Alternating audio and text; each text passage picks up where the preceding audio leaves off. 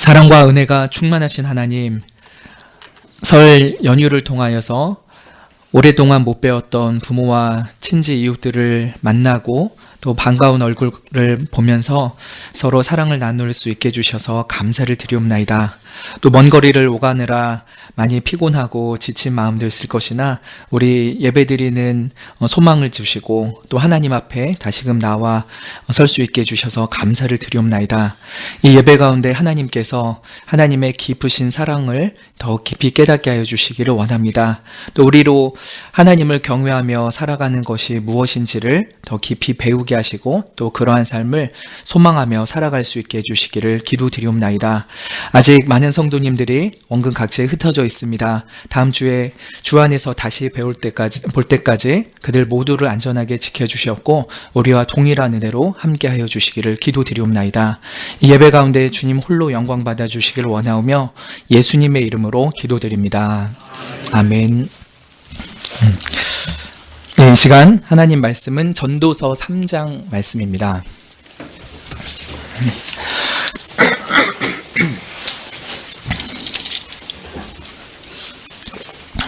구약성경 950페이지쯤에 있습니다.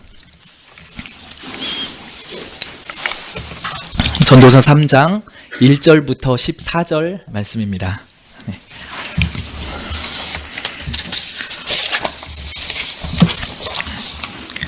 1절부터 14절 한 절씩 교독하겠습니다.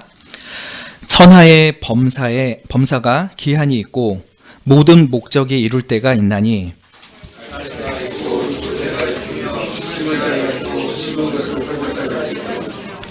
죽일 때가 있고 치료시킬 때가 있으며 헐 때가 있고 세울 때가 있으며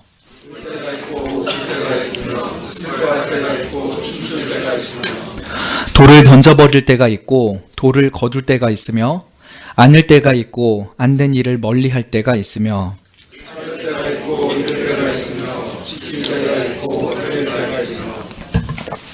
찢을 때가 있고 꿰맬 때가 있으며 잠잠할 때가 있고 말할 때가 있으며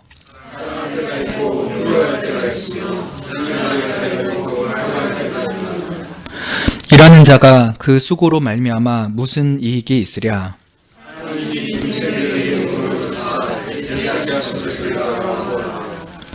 하나님이 모든 것을 지으시되 때를 따라 아름답게 하셨고 또 사람에게 영원을 사모하는 마음을 주셨느니라. 그러나 하나님의 하시는 일의 시종을 사람으로 측량할 수 없게 하셨도다.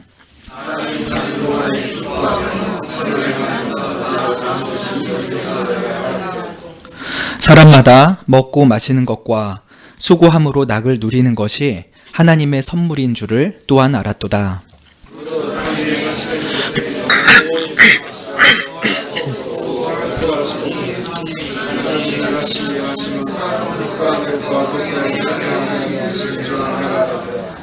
아멘.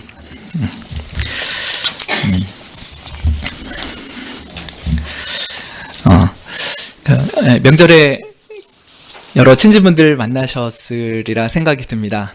단촐하게 가족들이 있으셨을 수도 있겠지만 어쨌든 이 명절 때면은 그 좀 가족사에 대한 이런저런 이야기들도 많이 꽃피어 나긴 하죠. 너 어렸을 때 그랬단다 이러면서 옛 이야기도 하고 또 요새 어떻게 살고 있는지 두런두런 얘기도 합니다. 또 앞으로 어떻게 살아갈까 계획을 물어보기도 하고 서로 축복하기도 하고 덕담을 나누기도 하죠.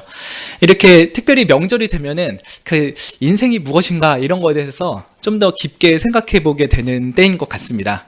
그래서 특별히 오늘은 좀 그런 거에 맞는 본문을 찾아서 말씀을 나누려고 이렇게 준비를 했습니다. 이 전도서의 저자는 솔로몬이죠. 백성들을 불러 모아서 지혜를 가르치는 자가 전도자인데 매우 특별한 선생입니다.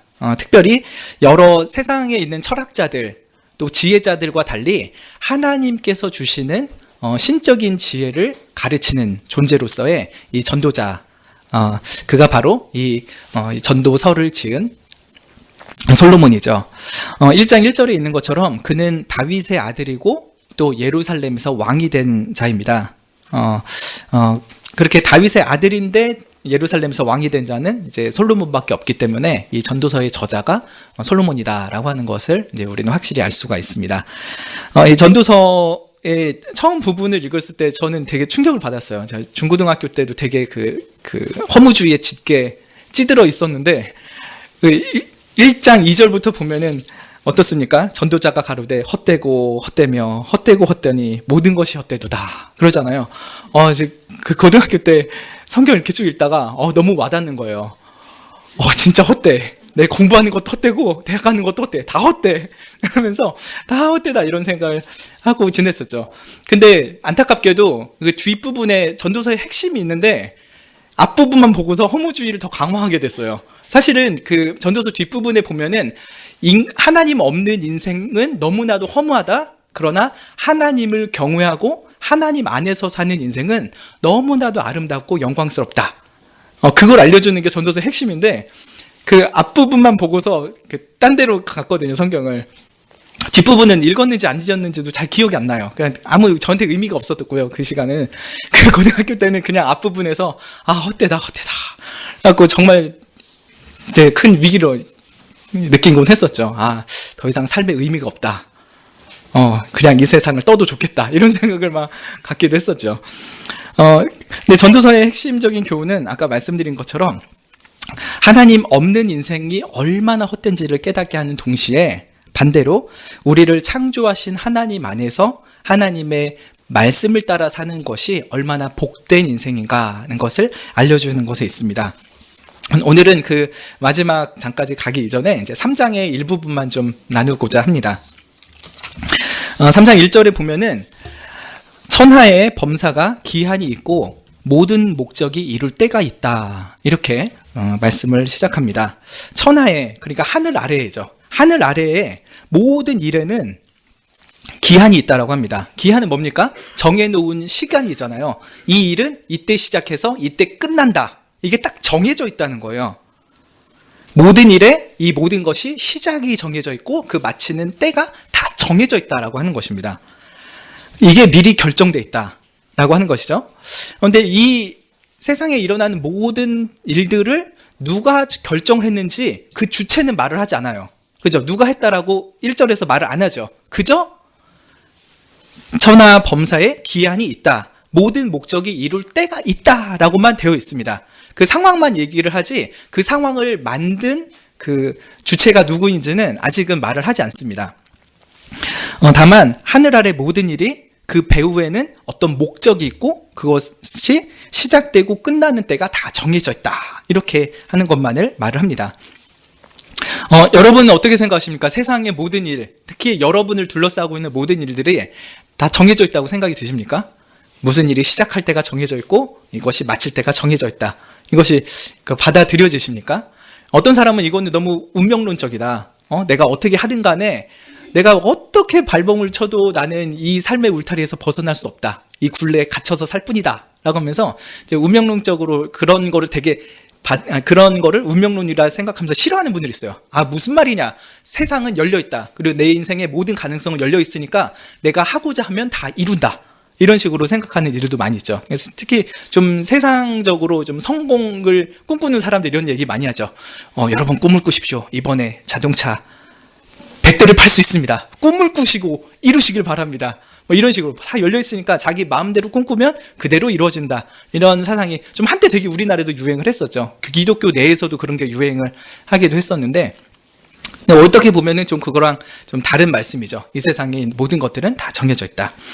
근데 그런 것이 어떤 식으로 정해져 있는지를 몇 가지의 사례들을 쭉 나열합니다. 2절부터 8절에 보면요. 우리가 일상에서 경험하는 다양한 사례들을 나열을 하면서요. 인생에 이런 것이 다 정해져 있다고 우리에게 알려줍니다. 몇 가지를 볼 수 있을까요? 한번 이게 총 몇 가지인가 한번 세보실 수 있으시겠어요?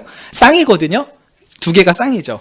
날 때가 있고 죽을 때가 있다. 이거를 하나로 본다면은 총 몇 개가 쭉 나열되어 있을까요?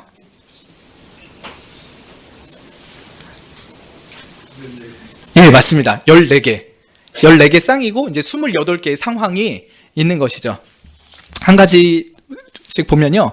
날 때가 있고 죽을 때가 있다. 그럽니다. 이거는 우리 인생의 시작점과 끝점을 딱 먼저 얘기하는 거예요. 그죠? 태어날 때가 정해져 있고 죽을 때가 정해져 있다. 라고 말합니다.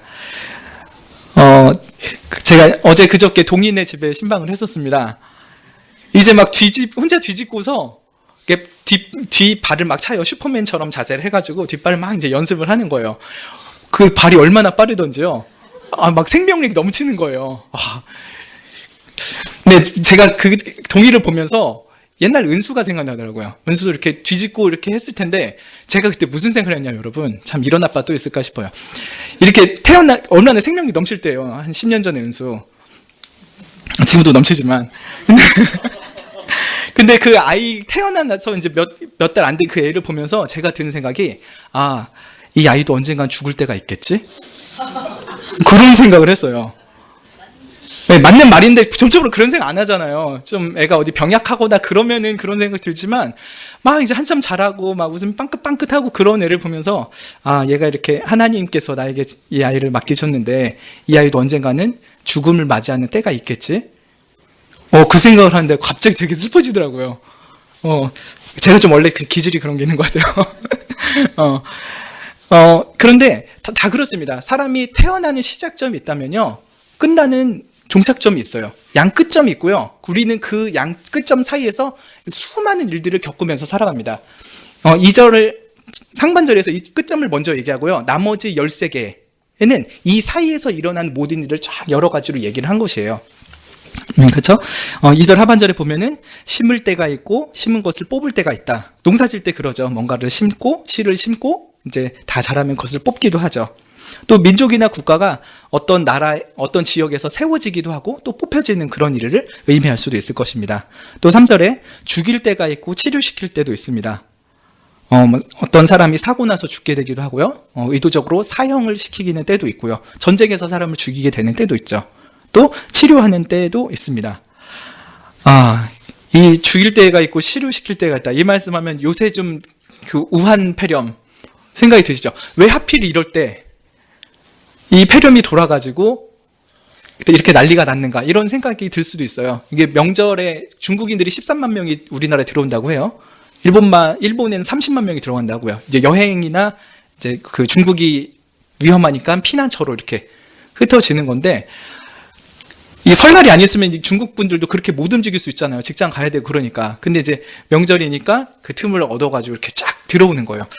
왜 하필 이런 때 명절이어가지고 그 외국인 그 위험한 분들이 많이 들어오게 되나, 이런 생각도 들 수 있죠. 그러다가 우리나라에 이렇게 막 퍼지게 되면은 이제 어렵게 되겠죠. 그러나 물론 이제 사스나 메르스 때처럼 이렇게 좀 난리를 치르다가 결국은 맞게 되기도 하겠지만, 죽일 때가 있고 치료할 때가 이렇게 다 정해져 있어요. 그러니까 어떻게 보면 우한 폐렴이 이렇게 퍼지게 되는 것도 누군가가 정해놓은 일이 그대로 실현되고 있다. 그리고 언젠가는 이것이 치료될 때도 있을 것이다. 이런 것을 생각을 할 수 있겠죠. 또 3절 하반절에 헐 때가 있고 세울 때가 있습니다. 또 4절에는 울 때가 있고 웃을 때가 있습니다. 어떤 사람을 만나서 재미있게 웃기도 하고요. 어떤 슬픈 일을 만나면은 울 수도 있죠. 또 슬퍼할 때가 있고 춤출 때가 있습니다. 장례식 때는 슬퍼하고요. 또 결혼식장에 가면은 웃으면서 즐거워합니다. 또 5절에는 돌을 던져버릴 때가 있고 돌을 거둘 때가 있습니다. 이거는 다른 나라의 성을 침략할 때 돌을 던져가지고 그냥 허물어뜨리기도 하죠. 그리고 돌을 다시 세워서 성을 일으키는 그런 때도 있고요. 또 5절 하반절에 안을 때가 있고 안는 일을 멀리할 때가 있습니다. 반가운 사람이나 사랑하는 사람 있으면 꼭 끌어안죠. 그렇지만 섭하면은 안기도 싫습니다. 얼굴 보기도 싫을 때도 있어요. 또 6절에 찾을 때가 있고 잃을 때가 있고요. 뭔가를 지킬 때가 있고 그것을 버릴 때도 있습니다. 찢을 때가 있고 꿰맬 때가 있습니다. 비통한 슬픔을 만나면 옷을 찢고 냈었죠. 성경의 시대에서는. 그리고 그 슬픔이 좀 가라앉으면은 다시 그 옷을 꿰매어서 입기도 합니다. 또 7절에 잠잠할 때가 있고 말할 때가 있습니다. 고난 중에 침묵해야 될 때가 있고 또 기쁨 속에 찬양을 해야 되는 때도 있는 것이죠. 또 8절에 사랑할 때가 있고 미워할 때가 있습니다. 부부간에도 사랑할 때가 있고 또 얄미울 때가 있죠. 부부싸움이 있습니다. 또 애들 태어나고 키우다 보면 또 부부간에도 소원해지기도 해요. 애한테 너무 집중하느라고. 그러다 이제 아이들 출가하고 그러면 부부간에 좀 더 돈독해지기도 합니다. 또 부모 자식 간에도 그렇죠. 태어났을 때는 너무 이쁘고 너무 사랑스럽습니다. 근데 이 녀석들이 자라면은 속을 너무 썩이죠. 저희 은수는 요새 겉멋이 잔뜩 들어가지고 그냥 앞머리를 길러서 이렇게 가르마하고 틈만 나면 이렇게 가르마 이렇게 야, 목 디스크 걸린다 그러지 말아라 그랬는데 또 이렇게 손으로 하고 또 그러다 또 습관적으로 탁탁 턱을 치기도 하고 아휴 지금 얘가 10살도 안 됐는데 이래요. 한 10년은 이러고 살 텐데 눈앞이 캄캄합니다. 저 하나니까 감사한데 좀 많은 분들은 어떻게 키우셨나 존경스럽습니다.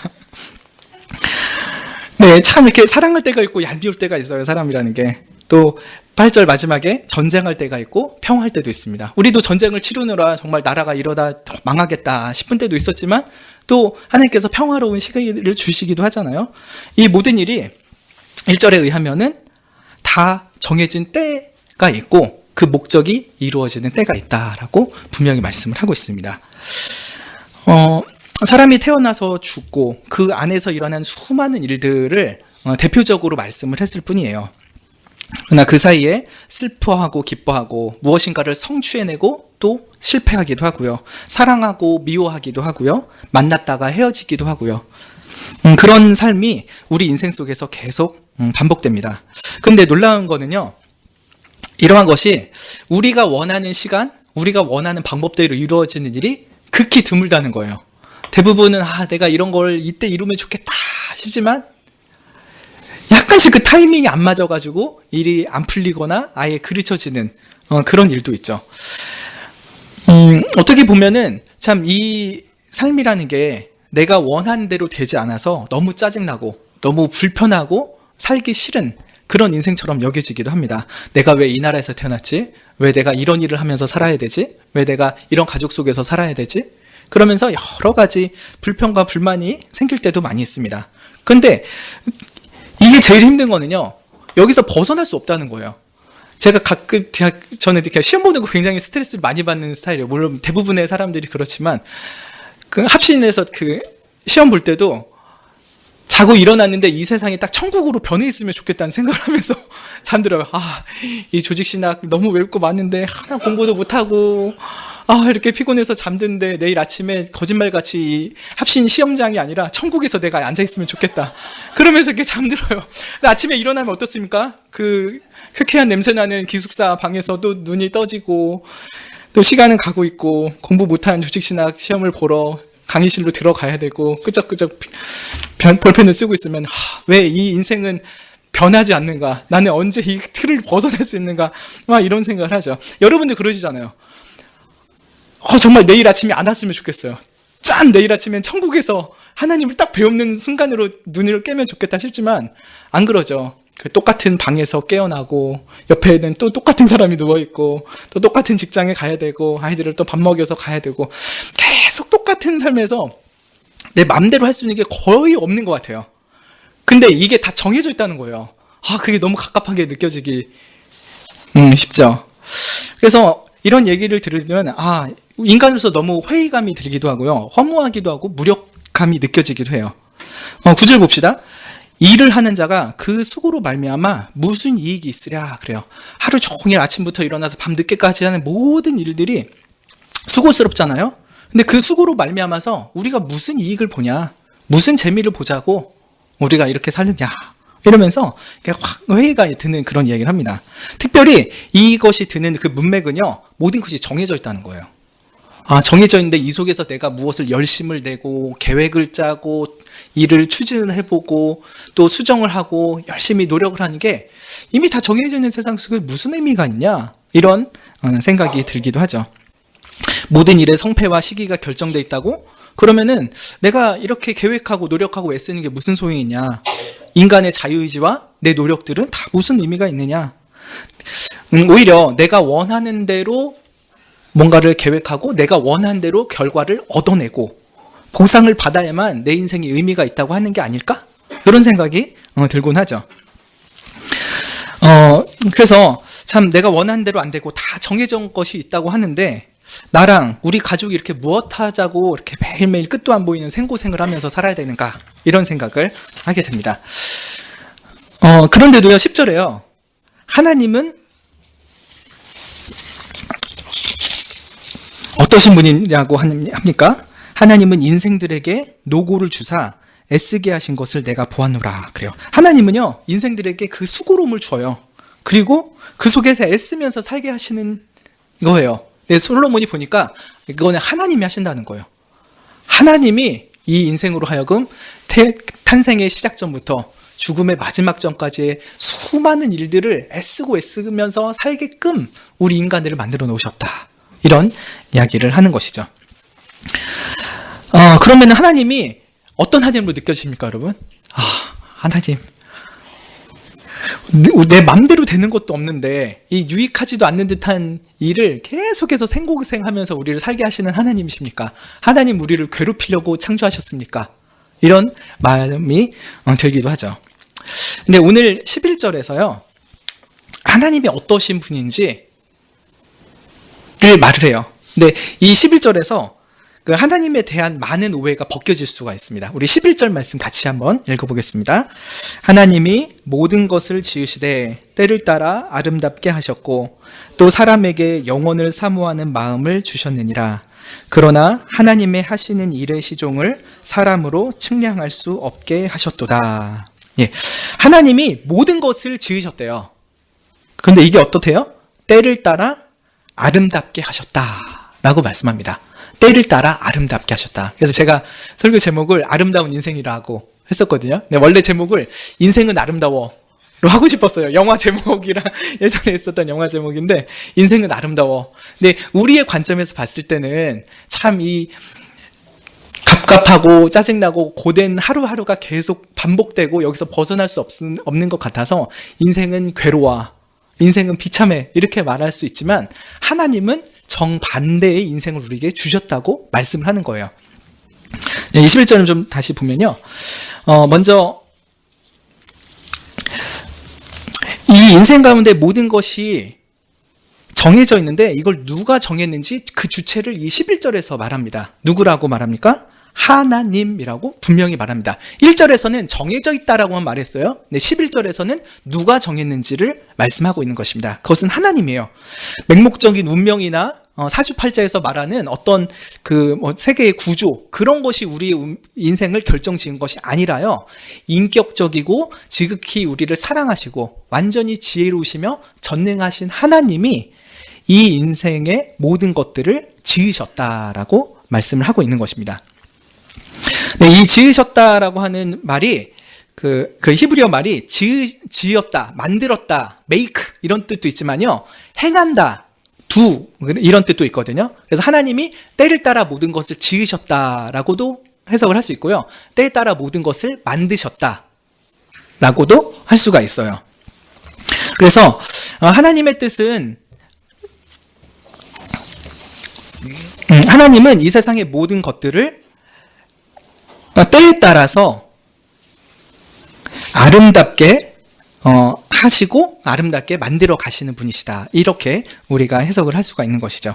이 아름답게, 세상을 아름답게 만든다라고 하는 건 약간 좀 다른 표현을 하자면 적합하게 하셨다라고도 할 수가 있어요. 때에 따라서 딱 적합하게, 방법이 최고로 알맞게 이렇게 된 것이죠. 그래서 우리가 누군가를 만났을 때 그 사람을 내가 이렇게 만나게 된 것은 하나님이 아름답게 그리고 가장 적합하게 정하신 때에 내가 그 사람을 만났구나 라고 하는 것을 생각할 수 있죠. 자, 여러분 옆에 계신 배우자를 볼 때 그런 고백이 나오십니까? 하나님은 때를 따라 가장 아름답고 적합하게 이 사람을 만나게 하셨습니다. 표정이 굳으신 걸 보면은 명절에 별일 있으셨던 거 아니죠? 네. 하나님의 뜻은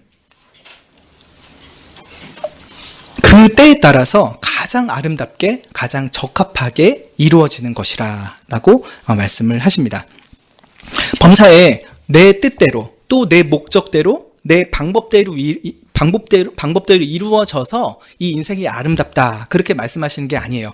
너희들이 원한 대로, 너희들이 꿈꾸는 그 인생을 하루하루 만들어 가니까 너희들의 인생이 아름답지? 라고 하나님께서 말씀하시지 않고요, 하나님의 뜻과 하나님의 목적과 하나님의 때에 따라서 모든 것을 계획하시고 이루어지고 있으니 그러니까 너희들의 인생이 참으로 아름답다라고 말씀을 하는 것입니다.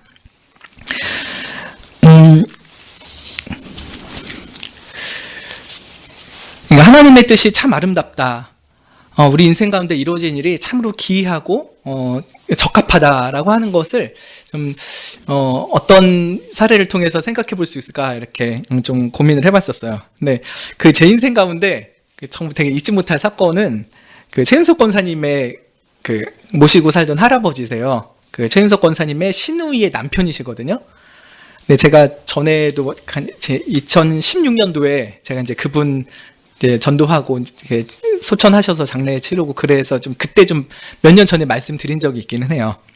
근데 많이들 기억 못 하실 것 같은데 좀 다시 말씀드리면 그분이 그 2016년도에 제가 그분을 처음 만났을 때 나이가 100세셨어요. 근데 이제 허리가 이렇게 많이 구부러지셨어요.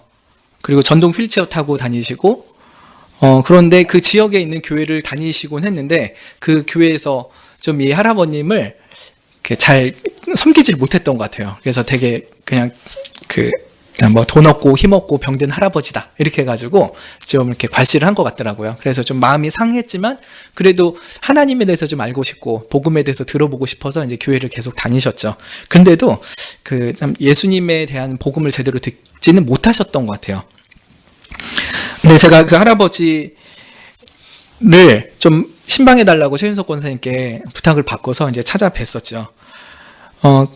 그래서 이런저런 말씀을 드리는데 그 할아버지가 자기는 염치가 없어서 예수님한테 죄짐을 맡길 수가 없다 그러시는 거예요. 그러니까 내가 뭐 예수님한테 물 한 잔도 드린 적 없고 커피 한 잔도 타드린 적이 없는데 내가 무슨 염치가 있어서 예수님한테 그 천국의 은혜를 구할 수 있겠냐 이렇게 저한테 말씀하시더라고요. 그래서 그 말씀은 참 좋은 말씀이지만 우리가 예수님께 우리의 죄짐을 다 내어 맡기지 않으면은 절대로 구원을 못 받아요. 예수님 옆에 십자가의 강도처럼 그냥 살려주세요. 저 죄 있는 거 맞지만 저 아무 공로도 없고 더러운 죄밖에 없지만 저 제발 살려주세요. 살려주세요. 염치 없지만 살려주세요. 그 마음 가지고 예수님께 나아가셔야만 구원을 받습니다. 이런 말씀을 드렸어요. 그때 할아버지가 쭉 말씀을 듣더니 그래 그럼 맡겨야지. 어쩔 수가 없잖아. 뭐 이모저모 따져도 다른 도리가 없어. 하나님께 매달려야지. 염치 없어도 그냥 받아달라고 매달려야지. 그렇게 저한테 말씀하시는 거예요. 100세 할아버지가 그 복음의 본질을 정확하게 꿰뚫고 이제 이해를 하시게 된 거죠. 하나님이 정말 특별한 은혜를 주신 거예요.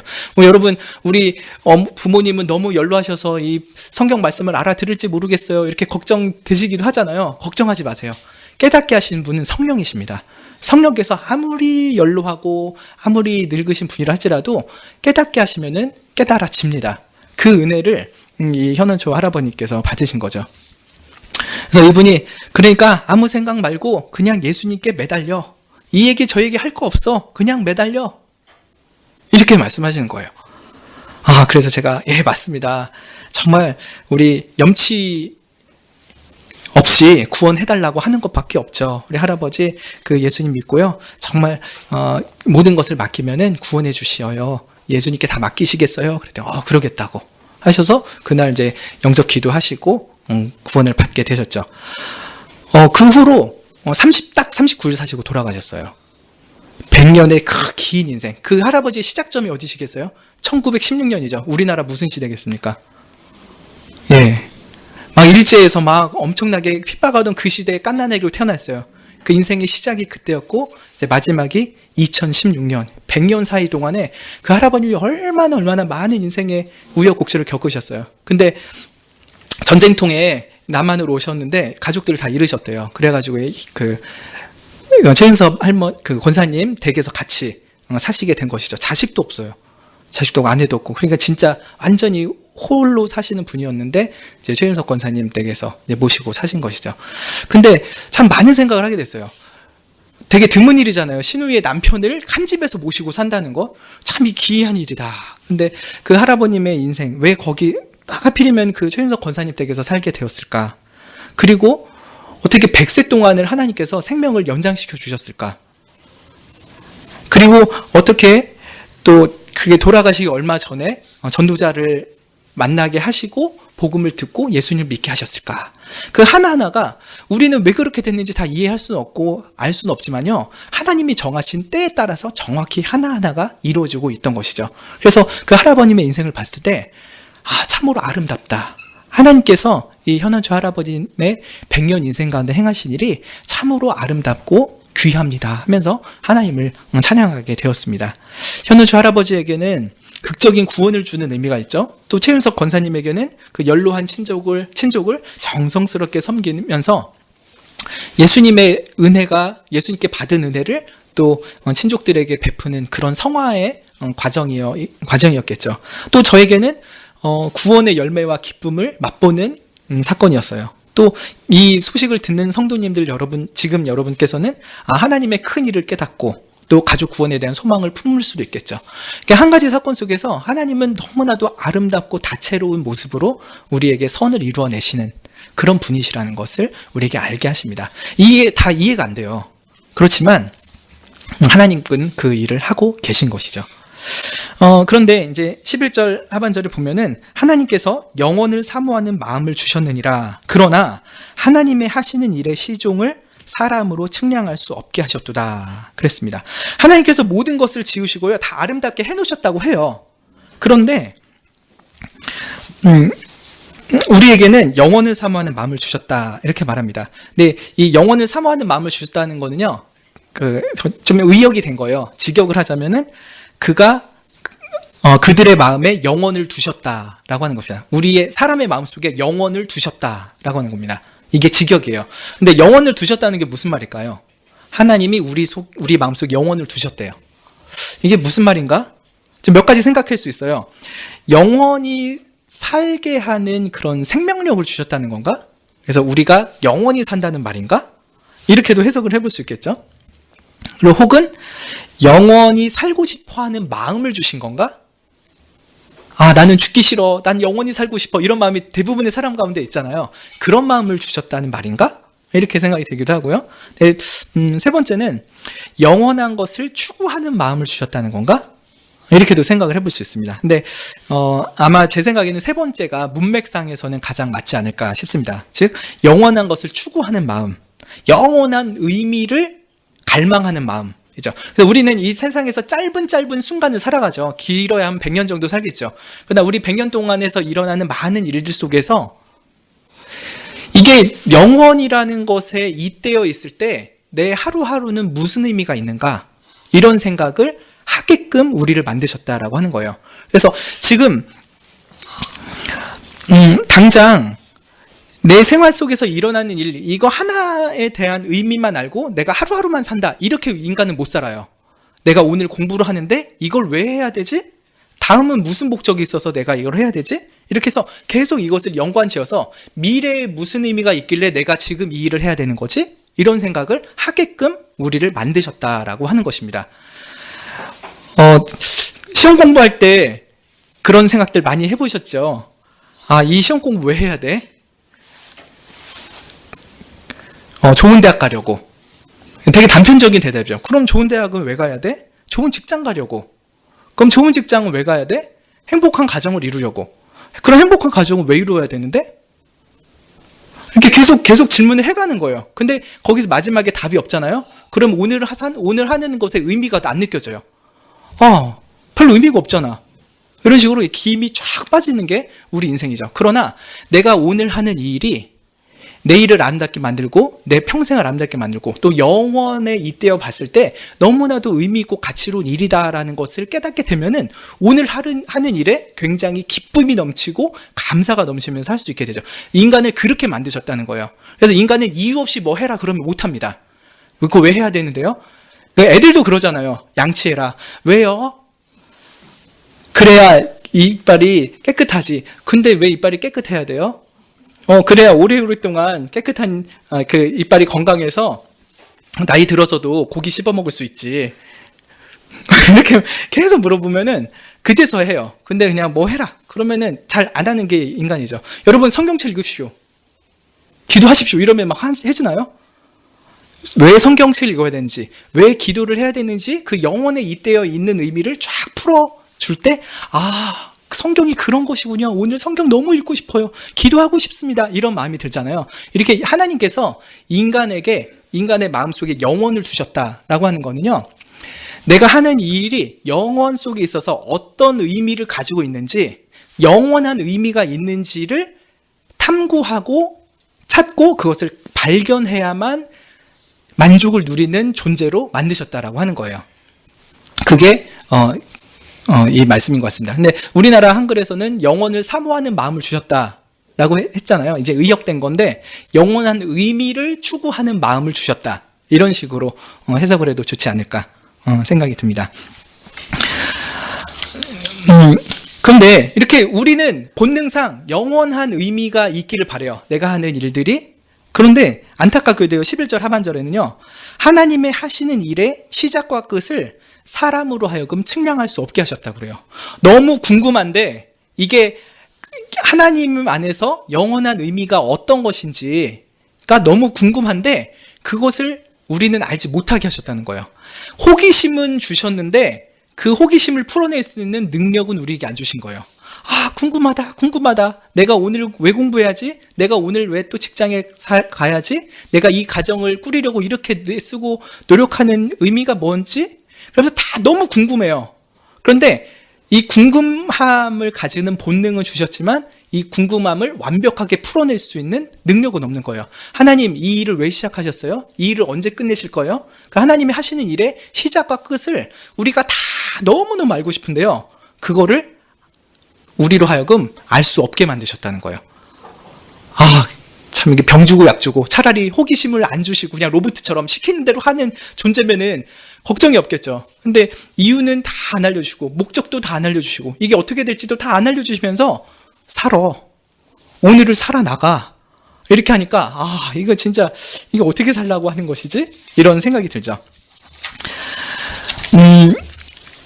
그래서 우리는 하나님께서 모든 것을 정하셨고 어떤 목적을 분명히 가지고 계심에도 불구하고 또 우리에게 그걸 또 너무 궁금하게 만드셨음에도 불구하고 우리는 그것을 알 수 있는 능력은 안 주셨다는 것이 우리의 현실입니다. 그럼 우리 이런 상황에서 어떻게 살죠, 여러분? 너무 궁금해서 미치겠는데 안 알려주세요. 알 수 있는 능력도 없어요. 그럼 우리 하루하루 어떻게 살란 말입니까? 하나님, 답답해서 미치겠어요. 왜 이 자식이, 자식 말하는 거예요. 이거 아니고 정말 이 자녀가, 왜 이 자녀가 이렇게 하죠?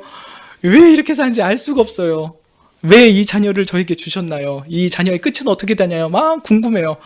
근데 알면은 이 자녀가 지금 좀 방황하고 속속이고 그래도 마지막에 어떻게 될 줄 알면은 지금 참을 수 있잖아요. 근데 밑도 끝도 없이 계속 방황하고 계속 탈선하고 그러면은 정말 부모로서 내가 타죠. 그 직장에서도 지금 일어나고 있는 일이 나한테 어떻게 작용될지 다 알고 있다면요, 그렇게 속 탈 일이 없어요. 근데 이 직장을 내가 계속 다닐 수 있을까? 이제 정년이 얼마 안 남았는데 내가 마지막 정년까지는 채울 수 있을까? 그 전에 어떤 일로 인해서 일을 그만두게 되면 우리 식구는 어떻게 먹여 살리지? 이런 것들이 막 궁금한데요, 그것을 풀 수 있지는 않죠. 그럼 우리 어떻게 삽니까? 솔로몬은 우리에게 자기가 뭘 깨달았다고 해요. 뭘 깨달았냐면 12절부터 14절에 이러한 인생들의 실존 속에서 나는 뭐를 깨달았다라고 하면서 이야기를 합니다. 12절 끝에 보면요, 내가 알았고 라고 하죠. 또 13절 끝에 보면은 알았다 하죠. 또 14절 끝에도 내가 알았다 하면서 내가 뭔가를 알았다라고 말을 합니다. 여기 알게 되었다라고 하는 것은 깨달았다라고 하는 것으로 이해할 수 있을 것입니다. 하나님의 감추어진 뜻이 뭔지는 다 알 수는 없지만 그래도 우리에게 주어진 이 하루하루의 일상을 어떻게 살아가야 될지는 좀 깨달은 것이 생겼다라고 하면서 우리에게 그 지혜를 알려주는 것입니다. 그냥 내가 알았다라고 말하지만 사실은 여러분도 이렇게 사세요라고 우리에게 넌지시 잔잔한 교훈을 던져주는 것이라 생각할 수 있을 것입니다. 첫째로 12절에 같이 읽어봅시다. 우리 어떻게 살아야 될지. 시작. 사람이 사는 동안에 기뻐하며 선을 행하는 것보다 나은 것이 없는 줄을 내가 알았고. 네. 하나님의 감추어진 뜻, 이 세상의 시작과 끝과 또 그 속에 있는 많은 목적과 방법, 이런 것들은 다 알지 못하지만요, 그것들을 모른다고 삶을 포기하거나 슬퍼하고 좌절하고 절망하지 말고 오히려 사는 동안에요, 기뻐하라고요. 잘 몰라도요, 기뻐하라고 합니다. 기뻐하면서 뭐를 하라고 합니까? 선을 행하는 것보다 나은 것이 없는 줄을 내가 알았다. 그렇죠? 그러니까 사람이 사는 동안에 기뻐하면서 선을 행하는 것이 가장 좋다는 것을 내가 깨달았다라고 우리에게 알리고 있는 것입니다. 즉 하나님께서 어떤 일을 작정하시고 감춰 놓으셨잖아요. 우리에게 다 보여주지 않으시잖아요. 그렇지만 하나님께서 나타내 주신 뜻, 즉 성경 속에서 선한 게 무엇인지, 의로운 삶이 무엇인지, 또 거룩한 삶이 무엇인지를 알려주셨다면은 그것을 따라서 사는 것보다 더 나은 인생이 없다. 우리에게 이렇게 알려주신 것이죠. 그래서 매일매일 알려주신 말씀에 순종하면서 선을 행하며 사십시오. 그것이 우리가 살 수 있는 현실적인 삶이에요. 이 세상의 모든 비밀을 다 알고 싶어요. 이건 너무 비현실적이고요. 우리에게 일어날 수도 없는 일이라고 하나님께서 딱 선을 그어 놓으셨습니다. 그러면은 우리에게 주어진 아주 현실적인 지혜로운 삶은요, 우리가 사는 동안에 기뻐하면서 선을 행하며 사는 것이라고 하는 거예요. 근데 여러분, 선이 무엇입니까? 선을 행하면서 사는 게 가장 좋은 거다라고 알려주는데, 선의 기준이 무엇입니까? 예, 바로 하나님의 말씀이죠. 하나님의 말씀.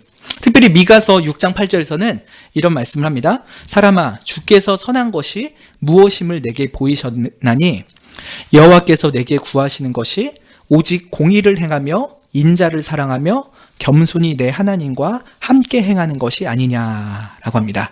하나님께서 우리에게 선을 알려주셨는데요. 뭐냐면 공의롭게 살아라. 아까 오전에 목사님께서 말씀하셨죠. 공의롭게 살아라. 그리고 인자를 사랑해라. 인자는 뭐 인자씨, 숙자씨 이런 게 아니라요. 그 인자로움, 자비예요. 영어로 mercy. 자비로움을 사랑해서 다른 사람에게 자비롭게 대해라. 공의가 있다면 너무 사람이 빡빡할 수가 있잖아요. 항상 옳고 그름으로 사람을 대하면은 대부분의 사람은 너무 부담스럽죠. 공의를 베풀면서도 또 자비를 베푸는 삶, 그것이 선이라고 미가서 6장 8절에서 말합니다. 근데 이런 것들이요, 공의롭고 자비롭게 사는 삶 중에서 그것이 일어나는 가장 중요한 근간은 뭐냐? 미가서 6장 8절에서는 겸손히 내 하나님과 함께 행하는 것이라 라고 말씀합니다. 하나님과 동행하지 않고요, 그냥 하나님 없는 사람인데 공의롭고 자비로운 사람이 있을 수 있잖아요. 하나님은 안 믿는 불신자인데요, 나름대로 공의로워요. 또 자비까지 있어요. 그럼 참 좋아 보이지만요, 그것이 하나님께서 말하시는 선은 아니라는 겁니다. 하나님께서 말하시는 것의 선의 가장 핵심은 겸손히 하나님과 동행하는 삶입니다. 하나님 안에서 죄의 용서함을 받고 하나님과 더불어서 한 걸음 한 걸음 걸어가면서 공의를 행하고 인자를 베푸는 삶, 그것이 하나님께서 우리에게 베푸시는 알려주시는 선의 모습이죠.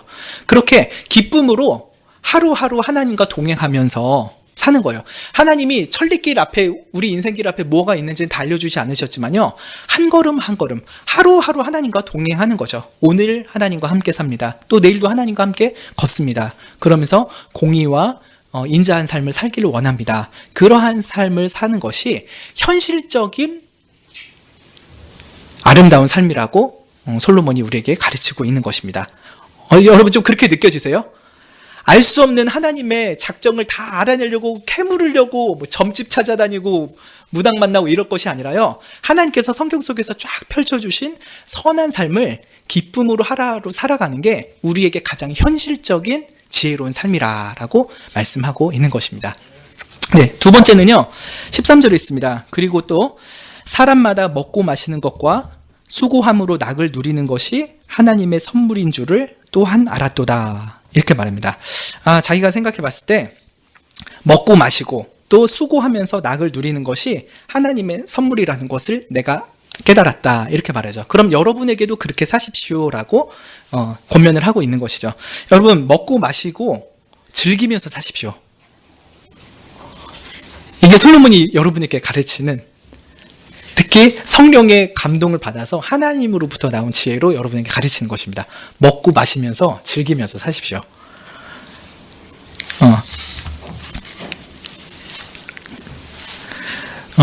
그 기독교 강에서 칼빈이요, 그 지나친 금욕주의를 기독교적인 경건이라고 생각하는 사람들을 경계해요. 그래서 무슨 말 하냐면은 왜 하나님이 물과 딱딱한 빵만 먹게 하지 않으셨냐? 여러분 맨날 물만 먹고 딱딱한 빵만 먹으시면 사시겠습니까? 그렇지 않죠. 근데 하나님께서는 마치 어떤 크리스찬들은 딱딱한 빵과 물만 먹는 것이 경건한 삶이라고 생각을 했던 거예요. 이것이 하나님께서 우리 인간들에게 원하시는 삶이다 하면서 매우 금욕적인 생활을 참된 경건이라 생각하는 사람도 있었거든요. 근데 칼빈이 그거를 틀리다라고 하면서 하나님께서는 우리에게 여러 가지 음식을 먹고 즐기게 하셨다. 그리고 하나님이 이 세상을 왜 흑백으로만 보게 하지 않으셨냐. 여러 가지 총천연색으로 보면서 아름다운 꽃을 보면은 우리로 하여금 기뻐하면서 하나님을 찬양하게 하고 여러 세상을 즐길 수 있게끔 만드셨다라고 하는 거죠. 그렇다고 해서 먹고 마시는 것이 쾌락주의로 가라고 하는 것을 또 종용하는 것도 아닙니다. 금욕도 아니고 쾌락주의에 빠지는 것도 아니면서 그 가운데 적정한 중도의 삶을 살면서 하나님께서 주신 것을 적당히 즐기면서 하나님께 감사를 드리는 삶, 그런 삶을 살라고 칼빈이 얘기를 하는 게 있거든요. 근데 그런 것을 좀 이 부분에 대해서 해석할 때 참고할 수 있을 것 같습니다. 일상에서 먹고 마시는 즐거움이 있죠. 특히 명절이 되면은 좀 맛있는 거 더 많이 먹잖아요. 여러분 뭐 드셨습니까? 좀 특별히 맛있는 거 드셨습니까? 떡국도 먹고 또 달달한 식혜도 해 먹고 또 향이 깊은 커피 한 잔을 마시면서 여러 친지들과 이런저런 대화를 나누는 것 참 즐거운 일이죠. 그런 것을 하면서 사는 것이 우리가 느낄 수 있는 현실적인 지혜로운 삶인 것이에요. 그리고 또 두 번째는 수고함으로 낙을 누리는 것이 하나님의 선물이라고 하죠. 일 좀 안 하면 좋겠다 이렇게 하지만요, 사실 노동은 하나님께서 타락 전에 인간에게 주신 삶의 방식이고 삶의 한 선물입니다. 우리가 타락 후에 노동을 하려니까 너무 저주처럼 느껴지는 일이 많이 있긴 하지만요, 사실 노동 자체, 일을 하는 것은 하나님께서 우리에게 주신 이 세상을 다스리고 또 아름답게 가꾸어가는 하나의 방편이죠. 또 이웃을 사랑하고 섬길 수 있는 구체적인 방법이 노동이죠. 그래서 우리가 직장에서 일을 하고 또 거기서 즐거움을 느끼고 자기가 일한 것으로 인해서 다른 사람이 유익을 받고 삶이 더 윤택해지는 것을 보면서 즐거움을 느끼는 것, 그것이 하나님의 선물이라고 우리에게 가르쳐주고 있습니다. 하나님이 다 감추시고 니네 모르지? 내가 어떻게 하는지 아무것도 모르겠지? 하면서 우리를 놀리신 것이 아니라요, 우리에게 먹고 마실 수 있는 삶을 주시고 또 적당히 일하고 그 속에서 즐거움을 누리게 하시는 것이 하나님께서 우리에게 주신 선물이라고 알리고 있습니다. 그래서 여러분 그 선물을 누리면서 사시길 바라요. 맛있는 것도 많이 드시고 또 좋은 것도 많이 마시시길 바랍니다. 그러나 이것이 여러분만의 유익이 아니라 다른 사람에게 유익이 될 수 있도록 또 수고로이 다른 사람을 섬기고 다른 사람도 하나님의 은택을 입을 수 있도록 이리저리 애쓰면서 살아가는 것, 그런 삶 자체가 우리에게 주어진 선물 같은 인생이라는 거예요. 선물은 뭡니까? 공짜로 주는 거잖아요. 받으면 너무 좋은 거잖아요. 하나님께서 우리 인생 가운데 그런 것을 선물로 주셨어요. 그래서 먹고 마실 때마다 감사하고, 오늘 학교에서 공부할 수 있음에 감사하고, 오늘 직장에서 일할 수 있음에 감사하고, 그러면서 하나님께 주신 삶을 감사하며 즐기면서 살라라고 전도자가 우리에게 말씀을 합니다.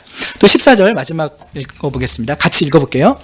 무릇 하나님의 행하시는 것은 영원히 있을 것이라 더할 수도 없고 덜할 수도 없나니 하나님이 이같이 행하심은 사람으로 그 앞에서 경외하게 하심인 줄 내가 알았도다. 네, 하나님께서 행하시는 것은 영원히 있을 것이라고 말합니다. 범사의 모든 것이 정해졌다고 1절에서 말씀했죠. 그런데 그렇게 하나님께서 정하시고 행하시는 것이 영원히 있을 거라는 거예요. 그것에 대해서 인간이 어떤 것을 더할 수도 없고 뺄 수도 없다라고 합니다. 하나님께서 정해진 시간이 있잖아요. 아이가 태어나기로 한 시간이 있으면요, 딱 그 시간에 태어납니다.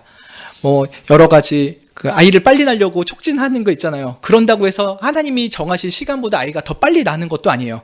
또 하나님께서 어떤 사람을 이제 생을 마감하게 하시려고 할 때 아무리 좋은 약을 먹이고 또 수술을 하고 생명을 연장시키려고 해도 하나님께서 데려가기로 한 시간이 딱 정해져 있으면은 그대로 거기서 우리가 1초라도 더 할 수가 없습니다. 하나님께서 행하시는 모든 것은 영원히 있고요, 그것이 딱 불변합니다. 그리고 거기에 대해서 우리 인간이 무엇인가를 더 할 수도 없고 무엇인가를 뺄 수도 없습니다. 그래서 하나님께서 이 세상에 있는 모든 일들, 또 우리 일상 속에서 일어난 일들, 우리 가족들에게 일어난 일들, 우리 성가교회에 일어난 일들, 이 모든 것들을 다 정해 놓으시고 그 정확한 시간과 방법을 따라서 하나씩 진행해 나가십니다. 근데 이렇게 행하시면서 우리는 하나님이 정하신 그것에 대해서 뭔가를 보태거나 뺄 수가 없어요. 하나님이 정하신 그 삶 가운데 그대로 순응해서 하루하루 순종하면서 살아가는 것이죠. 이렇게 살아가게 하신 이유는 결론적으로 하나님 앞에서 하나님을 경외하게 하기 위함이라고 말씀을 합니다. 우리가 하나님 하시는 일에 대해서 하나님 그거 아니죠. 이거 좀 더 하셔야 되지 않습니까? 하나님 그거는 좀 안 하셔야죠. 이거는 빼세요. 이렇게 할 수 있다면요. 우리는 하나님과 버금가는 신이라 스스로를 부를 수 있을 것입니다. 그러나 여러분 그렇게 됩니까? 여러분 기도한다고 해서 하나님이 정하신 일에서 뭔가를 더하거나 뺀 적이 있으십니까? 그러지 않죠. 하나님이 정하신 대로 우리 인생은 착착착 갑니다. 그러면서 우리에게 가르치시는 건 뭐냐면 여호와를 경외하라 입니다. 여호와를 경외하라. 오직 믿음으로 하나님이 하시는 모든 일이 가장 지혜로우신 일이고 오직 믿음으로 하나님이 하시는 모든 일이 가장 의로우며 오직 믿음으로 하나님이 하시는 모든 일은 우리에게 선입니다라고 믿으면서 하나님을 경외하며 살라라고 말씀합니다. 그 하나님을 두려워하고 그 하나님을 진심으로 사랑하면서 살라라고 말씀을 하죠. 우리가 어떻게 움직일 수 없는 하나님이에요. 다 정하시고 그대로 이루어 가실 뿐입니다. 그러나 그런 하나님을 어떻게든 막 들들 볶아서 내 원하는 대로 내 삶을 만들어 가야 직성이 풀리는 인생이다. 그렇게 해야 내 인생이 아름답다 생각하지 말고 할 수 없는 것을 내려놓으시고 하나님께서 정하신 인생 가운데 하나님을 경외하면서 살아가라라고 말씀합니다. 여러분 내일 아침에 눈을 뜨면은 어디서 깨시겠습니까? 똑같은 방에서 똑같은 천장을 보고 눈을 뜨시겠죠. 옆에는 또 똑같은 사람이 누워 있을 것입니다. 똑같은 일상이 시작이 되죠. 내일은 아니고 내일 모레구나. 감사하게도 하루가 더 이렇게 쉬는 날이 있네요. 네. 근데 하루하루 그렇게 살면서요. 우리는 하나님이 왜 이렇게 나에게 똑같은 일상을 주시는지 그 영원한 뜻을 너무 궁금해요. 하나님, 영원을 사모하는 마음을 주셨기 때문에 영원한 의미가 너무 궁금합니다. 그러나 하나님의 뜻을 다 알려주진 않으십니다. 그러면 우리는 어떻게 살라라고 말씀하시냐면 하나님의 뜻을 제가 다 알 수는 없습니다. 하지만 나에게 일어나는 모든 일들, 이 세상에서 일어나는 모든 일들을 가장 아름답게 지으시고 행하시는 하나님을 제가 믿습니다. 그래서 다 알 수 없어도 기뻐하면서 선을 행하며 살게 해주세요. 다 알 수 없어도 기뻐하면서 일상의 즐거움을 감사하며 살게 해주세요. 다 알 수는 없지만 하나님을 경외하면서 살게 해주세요. 라고 하는 삶을 살라라고 지혜자가 우리에게 가르치고 있습니다. 결국 우리의 인생이 끝나고 이 모든 역사가 종결될 그날이 오겠죠. 그때 하나님 앞에 섰을 때 우리가 하나님께 이러한 거룩한 찬양을 드릴 수 있지 않을까 생각을 해봅니다. 주님, 우리 인생과 온 역사 가운데 행하신 모든 일들이 하나라도 헛된 것이 없으셨습니다. 모든 것이 때에 따라서 가장 아름다웠고 가장 적합하였고 가장 완벽하였습니다.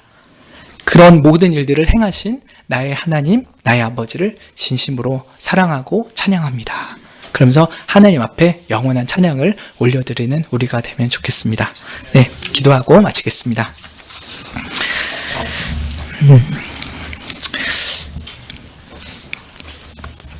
하나님께서 우리가 이 세상에 탄생하고 또 마지막 호흡을 거두는 그 순간까지의 모든 것들을 다 일일이 정하시고 그 뜻대로 이루어 가신다는 것을 말씀을 통해 배웁니다. 때로는 그것이 내 마음에 들지 않고 오히려 더 속이 상할 뿐인 것도 느끼곤 하지만 이 말씀을 통하여서 하나님이 우리 가운데 정하신 모든 일들이 참으로 아름답고 완전히 선하다는 것을 배우게 해주셔서 감사를 드립니다. 참 이것을 믿음으로 받아들이지 않으면은 우리는 이 말씀에 순종할 수 없을 것입니다만 주님 우리에게 믿음을 주시사 정말 하나님을 경외하면서 주께서 주신 이 일상 가운데 모든 일 가운데 선을 행하고 또 주님께서 주신 일상을 즐기고 또 성실하게 일을 하면서 또 하나님을 경외하는 삶을 살아갈 수 있게 은혜를 주시옵소서. 우리가 이 세상 속에서 참 성도로서 또 하나님 안에서 사는 성도로서의 복된 삶이 무엇인지를 현실적으로 잘 묵상하고 그러한 삶을 살아갈 수 있게 은혜 주시옵소서. 예수님의 이름으로 기도드립니다. 아멘. 네, 우리 찬송가 535장 찬양 드리겠습니다.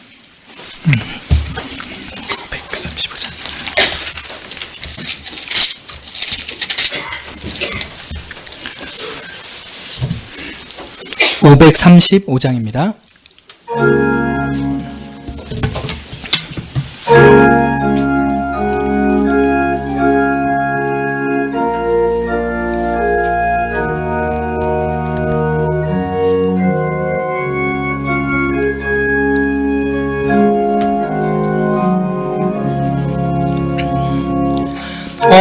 어두운 후에 빛이 오며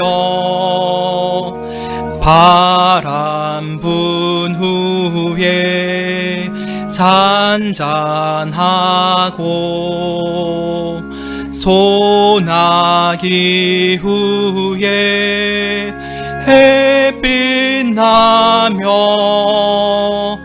수고한 후에 쉼이 있네. 연약한 후에 강건하며 애통한 후에 위로받고 눈물 난 후에 웃음 있고 씨 뿌린 후에 주수하네. 괴로운 후에 평안하며 슬퍼한 후에 기쁨 있고 멀어진 후에 가까우며 고독한 후에 친구 있네. 고통한 후에 기쁨 있고 십자가 후에 멸류관과 숨이 진 후에 영생하니 이러한 도는 진리로다.